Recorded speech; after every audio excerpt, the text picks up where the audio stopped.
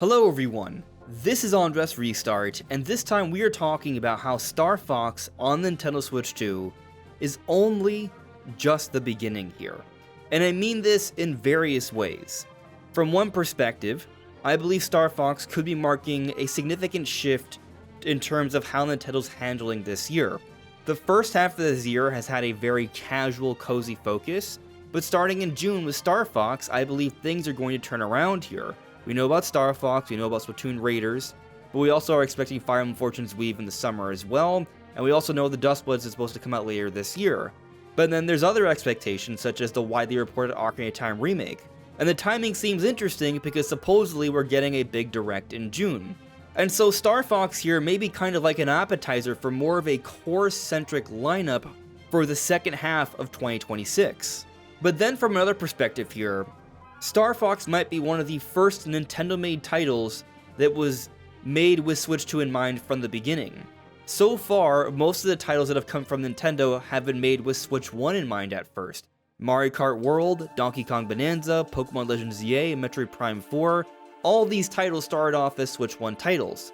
But you look at Star Fox and they're going for this very realistic look, something many Nintendo fans are unaccustomed to because that just hasn't been something Nintendo's been doing over the last few decades. But now with the Switch 2, which is a substantial leap over the Switch 1, which also had a very long generation and was only just a minor leap over the Wii U, the prior generation, what we're seeing now on Switch 2 compared to the last two Nintendo generations is a significant leap. We're seeing impressive third-party support, and now we might just be starting to see the beginning of what Nintendo themselves can do with the hardware. And I think this remake honestly is just scratching the surface here. But the biggest point I want to get to in terms of how Star Fox is only just the beginning is for the series itself. So that's the main focus for today's discussion. All I ask is that you sit back, hear me out, and let me know what you think at the end of the video in the comments below. So like with a lot of these things I like to talk about on this channel, I think it's important to consider Nintendo's cross-promotional strategies because I think they give us some insight as to what Nintendo has been planning. Nintendo has been branching out with the movies, the Universal Park, all the LEGO collaborations, and all these different things have been putting Nintendo's IP out to more eyes, a larger audience, and in turn, people are coming back and buying more of their games, expanding the potential of their different series. This has been well documented already. We've seen expanded sales for Pikmin, for Mario, for Donkey Kong, and it looks like Nintendo's doing this again for both Zelda and Star Fox here.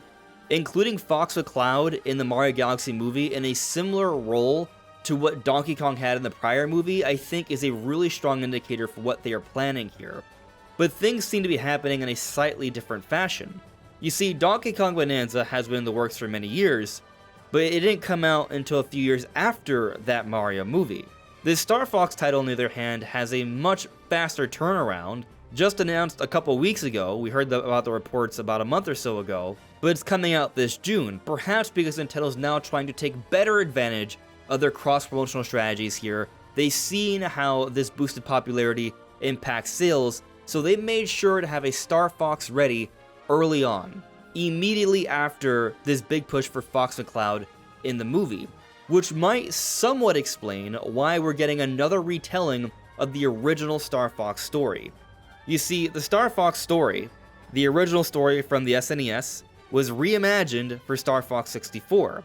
And then on Nintendo 3DS, they remastered Star Fox 64 with Star Fox 64 3D. And then they reimagined Star Fox 64 on the Wii U with Star Fox Zero, and now they are remaking with new elements Star Fox 64 with the Switch 2. So they've retold the story several times.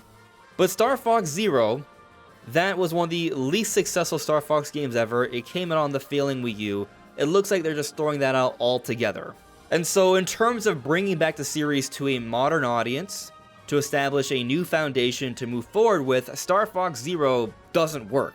But retelling the story with new story elements, amazing visuals, new multiplayer, new challenge mode, different details being shared within those debriefing missions, and perhaps a little bit more, this could be a great setup for a new future here.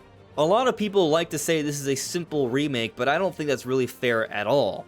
Not only is there new content in terms of the challenge mode and the online multiplayer, That's all totally new. They have all these new control options, they have all the cool camera game chat stuff, but within the campaign itself, they are giving us all these new cutscenes, new story elements. They're telling us more about the story. We're going to learn more about these characters and the world of Star Fox. But then you also look at the prologue with James McCloud.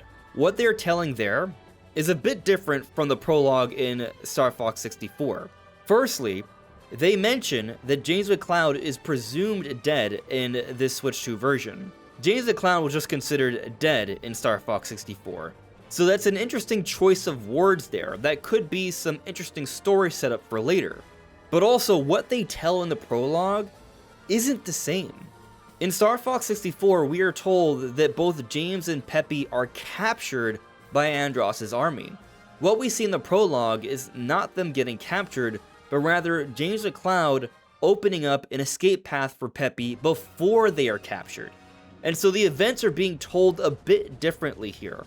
And so with that in mind, this great deal of effort they're putting towards James McCloud here, which is also interesting, could be a sign of wanting to do more with this character, but also just with the promise they told us they're going to be telling us more about the Star Fox characters and the world with all these new cutscenes. There's a lot of setup here to shift the story and position things to have a new beginning here beyond this Star Fox title.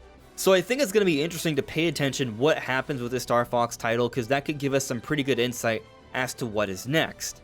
And I think what is next may not be that far off. There are the rumors that a movie is in the works, and quite frankly, that shouldn't be surprising. We've seen a pretty good amount of evidence that a Donkey Kong movie is also in the works and not that far off at this point. And Donkey Kong had a huge presence in the first Mario movie.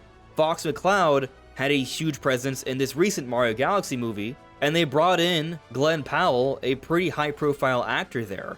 And within that movie, they had this whole introduction to the Star Fox series. It was huge marketing for the franchise, and I think that goes beyond just this remake here. I think they are setting things up here for a Star Fox movie. That Mario Galaxy movie actually set things up for more than just that. It really opened up a lot here, because a lot of different Nintendo characters and series were represented in that movie in a bigger way. And it makes sense. We've seen how Nintendo's seen success with their cross-promotional strategies here. We've seen it work with Pikmin, with Donkey Kong, with Mario. We see them doing it with Zelda now, and it looks like they're doing it with Star Fox as well.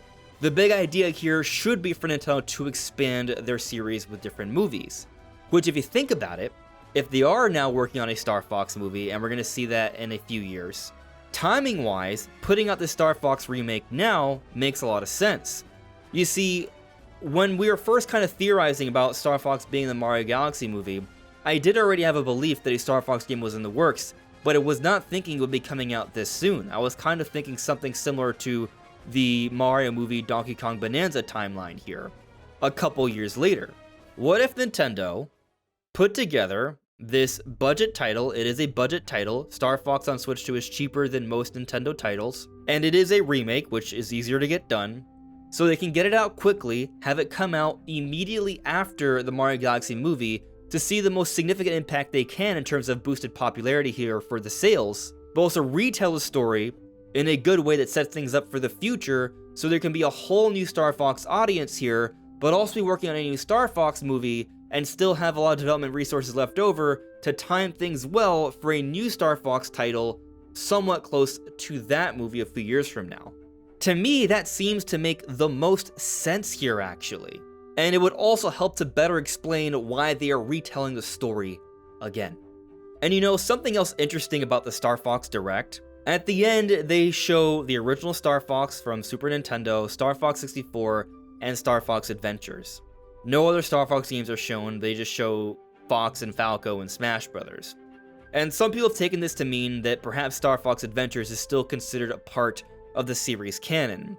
And I hope that is the case, because I'm a big fan of Star Fox Adventures, but I'm also a big fan of Star Fox Assault, and I really liked Crystal's involvement in both. I do want to see, eventually, down the road, Peppy step down as more of an advisor, and Crystal be that fourth member of the Star Fox crew.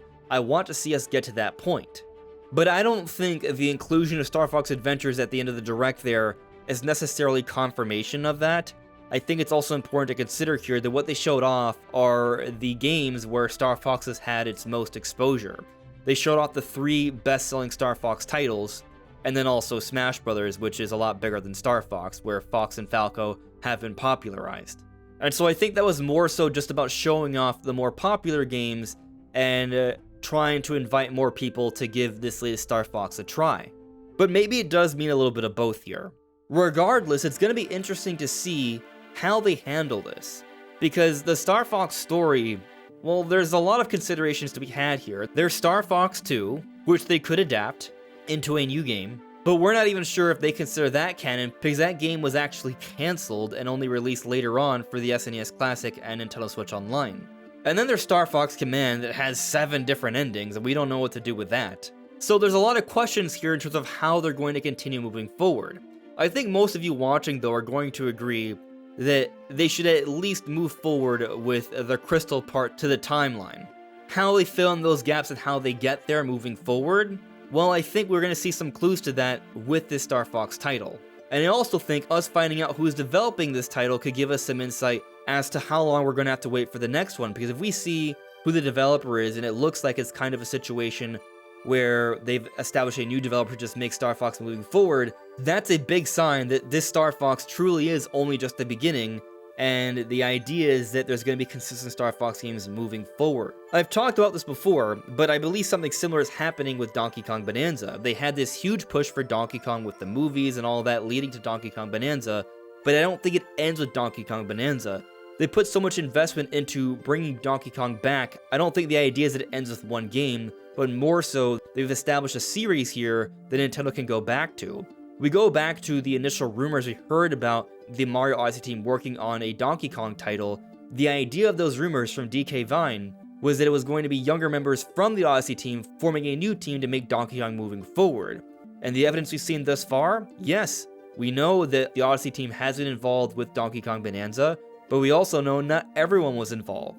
From the credits, many key members from prior Mario titles are not there, such as Koizumi, which seems to support the idea that this rumor is very likely true, which from a business perspective makes a lot of sense. Nintendo has talked about how they want to expand on their teams and create more opportunities for more games to come out. When you consider the overall economic climate and the rising development costs, it makes sense to do this. And also, it would make 0 sense for Nintendo to not be working on the next mainline Mario for it to come out soon.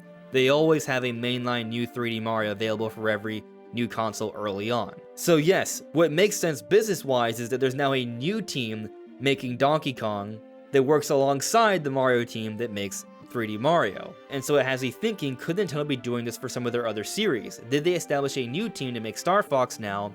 And the Star Fox remake is a little bit of a testing ground here. We've seen Nintendo do this before actually a few times in somewhat recent history. You look at Metroid Prime Remastered, they put that out first, then Metroid Prime 4 comes out, so Retro Studios kind of test the waters a little bit with this modern engine. You look at what Grezzo did, they put out Link's Awakening Remake, then they made Echoes of Wisdom. Or you go a bit further back, they put out Wind Waker HD, and Nintendo's told us that the Zelda team used that as a testing ground for the new hardware, and then they made Breath of the Wild. So could the Star Fox remake be something like that as well? That could be a whole other reason on top of everything else we've mentioned as to why they've decided to do this reboot again. But this time, I think the reboot is going to stick. I think it's only just the beginning, and Star Fox is back, and hopefully here to stay. But what do you all think? Let me know in the comments below. And if you've gone this far and you find yourself enjoying my videos and you haven't subscribed already, please subscribe. This is AndresRestart, and I'll see you all really soon. Take care. Bye.